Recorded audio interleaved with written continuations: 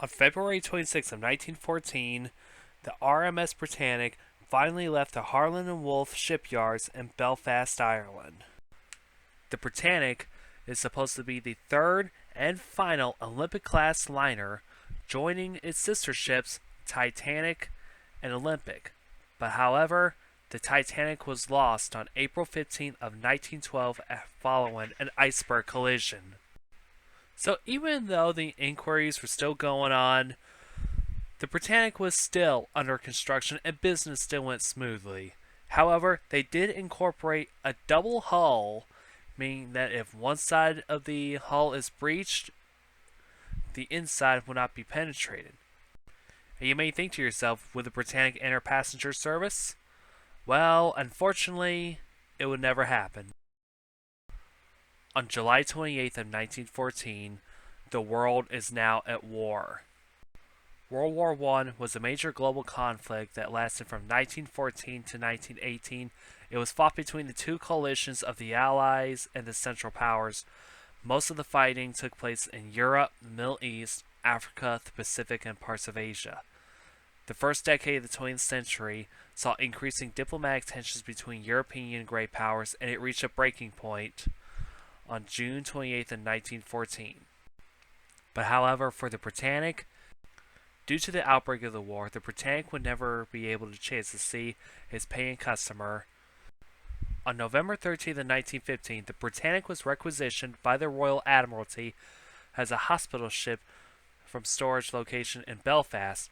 The ship was later repainted white with a green stripe and red crosses to identify as a hospital ship. The ship was commanded by Charles Bartlett.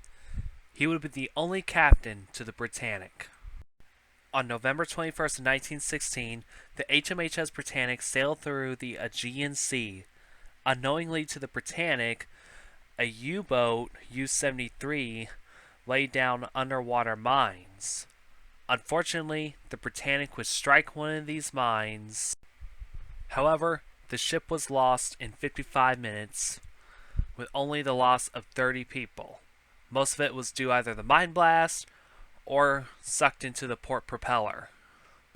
Today, the Britannic remains as the largest ship lost in the First World War, but unfortunately it never got the attention like its sister ship, the Titanic. Hey everybody, what's going on? Dustin here with another Histobrick review. I hope you guys are really liking the Histobrick reviews and also the intro for this one as well. And yes, Britannic was supposed to be a passenger ship, but never got a chance to see a single paying customer because of World War I firing off. And basically the Admiralty did requisition ships to become either troop ships or hospital ships. And in this case, Britannic is a hospital ship, as we see right here in its hospital colors.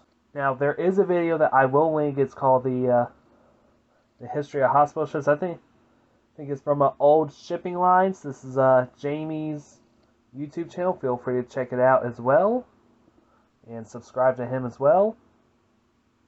Let him know I sent you. Also, since we at History Inside a Nutshell are entering the month of November, we decided we're going to do a Britannic month. Now, if you saw one from late September, which kind of featured the debut of Mr. Turbine himself, which is one of my friends from Discord, on about Britannic's origin, that actually never got the chance to be on the ship itself. He was featured in this one, and here we are. We have the HMHS Britannic. Now, for History Inside a Nutshell for Britannic Month, we will be doing a sinking reaction to the Britannic sinking. And we'll also do a walkthrough of what Britannic would have looked like as a passenger liner. And I can imagine the passenger liner is just very amazing. So, without further ado, let's go ahead and get to work on the Britannic. So, the Britannic, as you know, as you can tell by the class, is an Olympic class. Now, some of you are going to be saying, oh, ain't this supposed to be the Gigantic? Ain't this supposed to be the Gigantic? Well, I hate to be the bearer of bad news, but there was nothing in the paperwork saying that Gigantic was going to be renamed into the Britannic. And to me, that's basically a case of yellow journalism. So this is the hospital ship itself. Now, keep in mind, this is a hospital ship with neutral colors, as is supposed to described, a full white hull with a green stripe and red crosses. And as we can see, Britannic has that. And under no circumstances, remember, no circumstances, hospital ships should be fired on by enemies. This is a very, very serious war crime. So the Britannic, even though it wasn't really fired upon, now it did struck an underwater mine on November 21st of 1916, and it's just unfortunate luck that the Britannic just randomly hit a mine, and basically it's out of their control. Unfortunately, as we all know what happened, Britannic did hit a mine. They tried to beach the ship, but unfortunately, with the rudder stuck turning toward, with the rudder basically knocked out, and they basically can't steer the ship, is basically, yeah, they're not going to turn the ship. So it's an Olympic class liner, as you can tell by the style of the ship. We have the forecastle deck, which is identical to Titanic's, but we'll look at Titanic, momentarily, later on. I'm planning to do a Histobrick review of it in April, and also do a Colby review of the ship itself in April as well. So, this is the Britannic, as you can see on this nameplate, and the green line as well. Now, keep in mind, this green line expands the whole entire ship, because it is a hospital ship. We got the anchor crane, we got the breakwater, the anchor crane, not anchor crane, we got the crow's nest, and the cargo cranes. You can tell by those little levers. There's the bridge. Now, you may realize, if you look at these things, what are they? These are called gantry davits. And the HMHS Britannic had 5 of them. The completed design was supposed to have 8.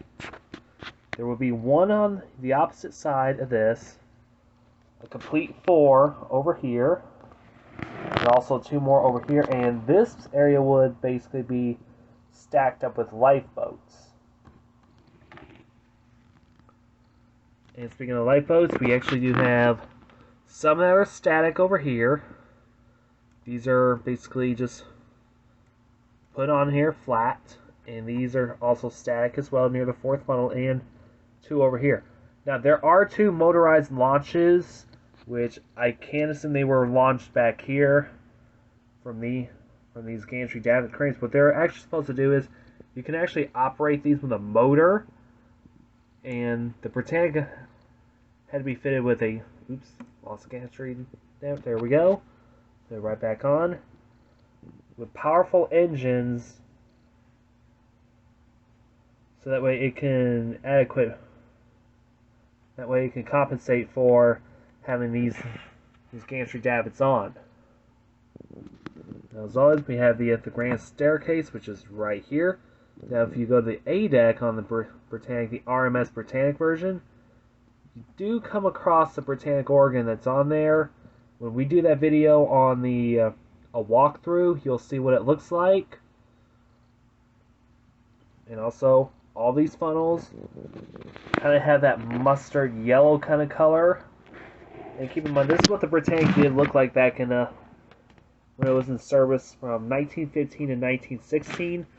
Now, for those that don't know, the Britannic was supposed to originally, in her service time, but unfortunately it got requisitioned again to be picked up, to pick up more troops from the Mediterranean. So kind of a bummer there. We got more cranes here. We got the aft mast. So we're here, and turn backwards. So here we go. Put back where it's at. Little platform over here. Now, if you're wondering what this little shack is over here, this is where the morgue is actually. basically anybody who died on board the hospital ship. So as you can see, the A deck promenade is half enclosed and half open. That's basically your wards and everything. Got the B deck, C deck, and you also have this the white hull underneath it as well. And also for your anti-fouling, you have the three massive propellers. Well, you basically get two, and basically this little center piece right here where the turbine, where originally the turbine engine would be, that would be your central propeller. So I'm going to go ahead and take the ship off, take the top part of the ship off so that way you can see the underside, so I'll be right back. And here we are, we have the anti-fouling side. Underneath we have the double-ended boilers. Got 6, 5, then 4, 3, 2, and 1. And you also have the engines back here as well. And there's the central turbine motor right here.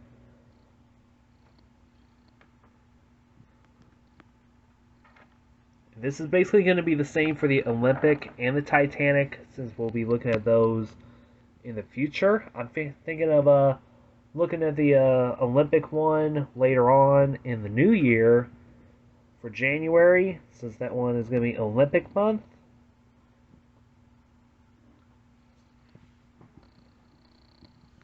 And since it's in its troop ship colors, I figure I might as well do a review of that as well anyway. So the HMHS Britannic, one of my first ever Histobrick sets that I got. It's very well built, very well detailed.